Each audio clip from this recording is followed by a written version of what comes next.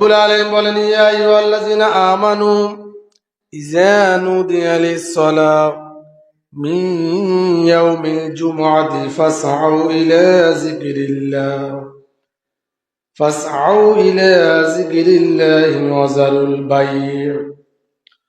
রব্বুল আলামিন বলেন, ঈমানদাররা, আমার মুমিন বান্দারা, যখন জুমার দিন মসজিদ থেকে তোমাদেরকে ডাকা হয়, মসজিদে যখন তোমাদেরকে আহ্বান করা হয়, তখন তোমরা দৌড়ে দৌড়ে জুমার দিন জুমার সালাতে গিয়ে হাজির হও। সুবহানাল্লাহ বলেন।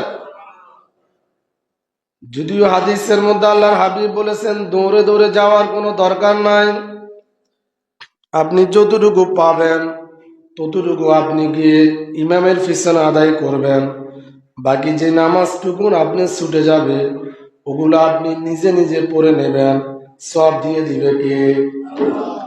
ওই রব্বুল আলামিন বলতেছেন, গুরুত্ব দেওয়ার জন্য আপনাদেরকে বুঝিয়েছেন, আপনাদেরকে একটু সচেতন করতেছেন, জুমার দিনটাকে আপনারা একটু গুরুত্ব সহকারে দেখবেন। কারণ এই জুমার দিন আদম আলাইহিস সালাতু ওয়াস সালামকে বানিয়েছেন, আবার জুমার দিন তিনি ইন্তেকাল করেছেন। এই জুমার দিনে কিয়ামত সংঘটিত হবে কি হবে না? অনেক গুরুত্ব এই জুমার দিন। এই জুমার দিনে স্পেশাল ফেরেশতারা মসজিদের দরজায় এসে উপস্থিত থাকে।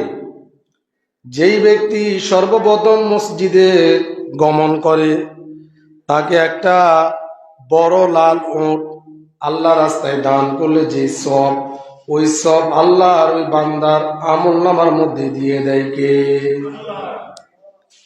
দ্বিতীয় নাম্বার, আপনি যখন মসজিদে জুমার দিন ঢুকবেন, 2 নাম্বার মুসল্লি আপনি। তখন রব্বুল আলামিনের নবী বলেন, একটা গরু আল্লাহ রাস্তায় দান করলে যে সব, ওই সব দেওয়া হয়। এইভাবে করে রব্বুল আলামিন হাবিব বলেন, আপনাকে একটা মুরগির ডিম যদি আল্লাহ রাস্তায় দান করেন, শেষ যেই লোক আসে ওই সব আপনাকে আপনার আমলনামায় দিয়ে দেওয়া হয়। সুবহানাল্লাহ। সুতরাং জুমার দিনের মর্যাদা আছে না নাই? এই জন্য অনেক আগেই জুমার দিন ইমাম খুতবা দেওয়ার আগে, আলোচনা করার আগে আপনি মসজিদে এসে উপস্থিত থাকবেন। এই নির্দেশ কার? জোরে বলেন কার?